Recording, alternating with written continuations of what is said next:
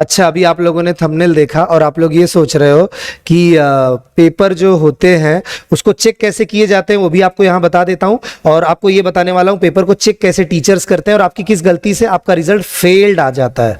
और दूसरी गलती कि मैंने इतना लिखा हुआ था फिर भी मैं फेल हो गया, क्या प्रॉब्लम है, चलो रीचेकिंग में डालते हैं, वहां पे भी फेल हो गया। रीचेकिंग का फंडा बताता हूँ क्या है, दोनों चीजें मुझे अभी बतानी है। सबसे पहले मैं आपको पेपर चेक करने वाला तरीका बता देता हूँ, पेपर चेक कैसे किया जाता है। देखो, एक क्वेश्चन पेपर आपको मिला जिसमें क्वेश्चन 1 होता है, क्वेश्चन 1 का A B C D E है, बराबर। फिर क्वेश्चन 2 होता है, उसका ए बी सी है मान लेते हैं। फिर क्वेश्चन 3 है, उसका ए बी सी है मान लेते हैं। और क्वेश्चन 4 का ए बी सी डी है।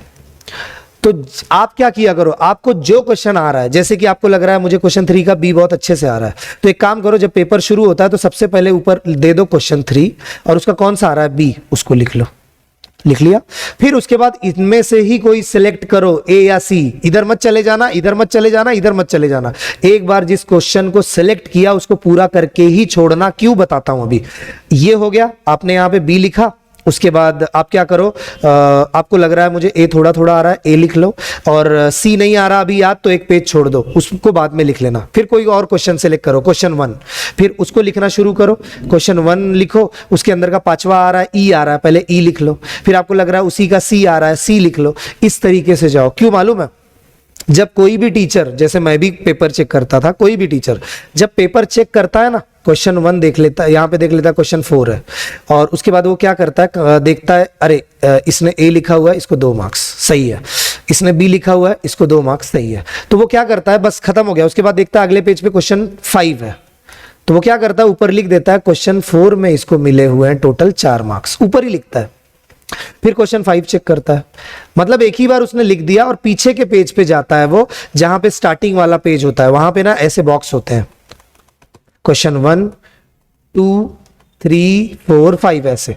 तो उसको 4 मिले तो क्वेश्चन 4 में 4 मार्क्स। फिर क्वेश्चन 5 में देखेगा कितने मार्क मिले, इधर 3 इधर 2, 5, इधर लिख देगा 5, ऐसे करके। हाँ, अगर आपने लास्ट में कहीं क्वेश्चन 4 लिखा होगा तो वो मिस हो जाता है। एक आधा आंसर आपने क्वेश्चन 4 का डी यहां लिख दिया, वो मिस हो जाएगा। मिस होने के चांसेस है, ये भी बहुत नुकसान है। या तो इरिटेट हो जाता है टीचर, जनरली इरिटेट हो जाता है कि आप एक सीक्वेंस में नहीं क्यों लिख रहे हो, कहीं भी कुछ भी लिख रहे हो, तो गुस्से में आपका पेपर भी अच्छे से चेक नहीं करता। जहां वो 4 देना चाहता था, गुस्से में आपको 2 ही देगा। ये गलतियां करते हैं स्टूडेंट्स, क्योंकि एक पेपर तो किसी टीचर को चेक नहीं करना होता, कितने सारे पेपर चेक करने होते हैं।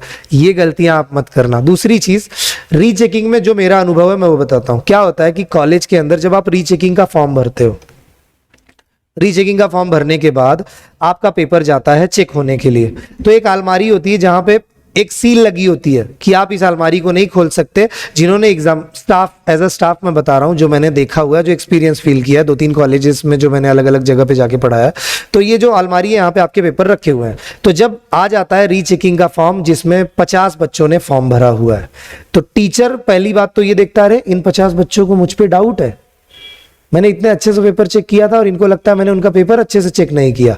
तो पहले तो वो वहां पे उसके दिमाग में वो एक चला जाता है कि इसे कैसे डाउट है, मैंने बहुत अच्छे से चेक किया था, अब मैं चेक नहीं करूंगा। भले उसे फिर से पैसे मिल रहे हो, आप फिर से पे करते हो, फिर भी वो क्या करता है, इस अलमारी के सील को खोलता है। कोई एक आदमी जो सीनियर, जिसके हाथ में होता है सील को खोलना, वो खोलेगा, आपके पेपर को निकाला जाता है, टेबल पे भी रख दिया जाता है। टेबल पे रख दिया आपका पेपर, उसके ऊपर एक रबर लगा हुआ है, रबर खोल के वापस से रबर लगा दिया जाता है, वापस से रख दिया जाता है और बोल दिया जाता है कि चेंज नहीं आया, नो चेंज, नो चेंज, सबका नो चेंज।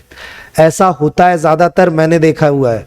हाँ, अभी ये वीडियो बना रहा हूं, कम से कम अगर ये आप शेयर करोगे तो शायद ये चीजें रुकने भी लग जाए। होता है ऐसा, आप अपने फ्रेंड्स को ये लेक्चर भेज देना। दूसरी चीज क्या होती है, मैं वो आपको बता रहा हूं। दूसरा क्या होता है, अगर कोई नया टीचर है, उसकी जगह पे असाइन हुआ है, उसे पेपर असाइन हुआ है चेक करने को, होता है ऐसा, तो वो चेक करता है।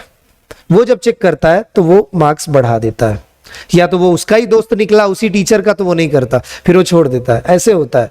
तो ये सब चीजों की वजह से जनरली ना कभी चेंज नहीं आता। आपको मालूम है आपने पेपर बहुत अच्छा लिखा था, आपको 80 आउट ऑफ 60 के लगभग मिलने चाहिए थे, कट वगैरह करके भी, लेकिन आपको 35 मिले। मैंने खुद पेपर देखे हैं ऐसे कई कि 35-40 मिले हैं जो स्टूडेंट बाद में रीचेकिंग में भर के उसके 62 हुए हैं, 58 हुए हैं। मैं खुद जानता हूं, ऐसे बच्चों को जानता हूं मैं, जिन्होंने मुझे अपने पेपर दिखाए, फोटोकॉपी मंगाते हैं, फिर मुझे पेपर दिखाते हैं, करते हैं ना। क्योंकि किसी भी टीचर को ये लेना देना नहीं कि स्टूडेंट का फ्यूचर क्या होगा, उससे उसको कुछ लेना देना नहीं, बस वो अपने काम से मतलब रखता है।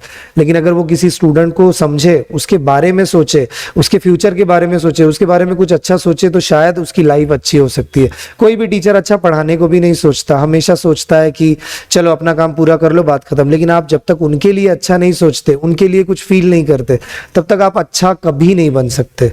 मैंने हमेशा कोशिश की है हर स्टूडेंट की मदद करूं, उनके लिए कुछ करने की कोशिश करूं, हमेशा कुछ ना कुछ देते रहूं, और मैं हमेशा कोशिश करते रहता हूं और मैं देता भी हूं जितना मुझसे होता है, जितना मेरे से पॉसिबल है मैंने हमेशा किया अपने बच्चों के लिए। हाँ, अभी आपको इसके अलावा भी कोई डाउट्स है, आपको लगता है कि नहीं मुझे ये सवाल पूछना चाहिए, ऐसे पूछना, आप कमेंट करो ना, लाइक करो, कमेंट करो, वीडियो शेयर करो, मैं आपको सारे रिप्लाई दूंगा आपको। चलिए फिर बाय सबको।